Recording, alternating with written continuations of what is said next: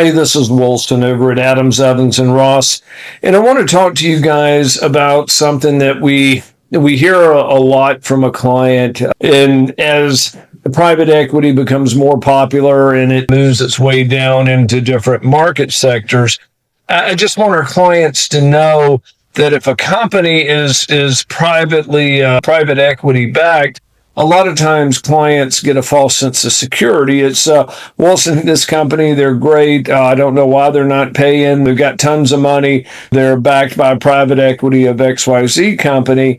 And the one thing that I know I've touched on it in the past, and I always refer to as private equity as a soulless beast, because they have it set up to where they're always going to win. And I had run across a statistic that was on one of the 60 Minutes or 20 or something along those lines, but where even surprised me, actually, as I'm thinking about it, it could have been in the Wall Street Journal.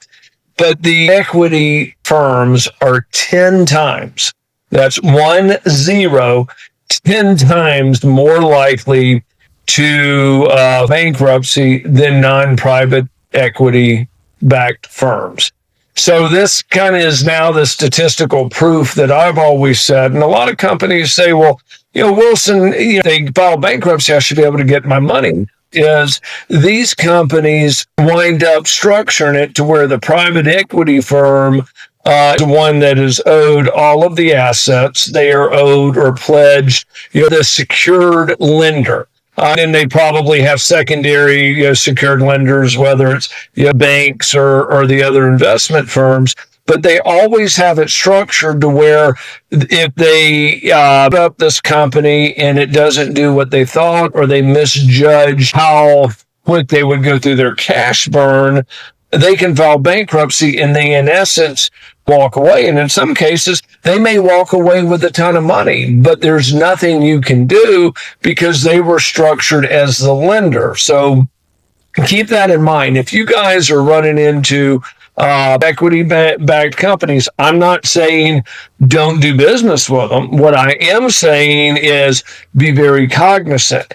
If you are staffing to a private equity firm, recruiters certainly risk their time, and not to diminish the services that they provide, because I'm a service-based business, but there is a difference between being owed $200,000 for your time versus being owed $200,000 for your staffing, whether it's nurses, whether it's workers. My point being is, $200,000, you may be out hard cash $140,000, $160,000.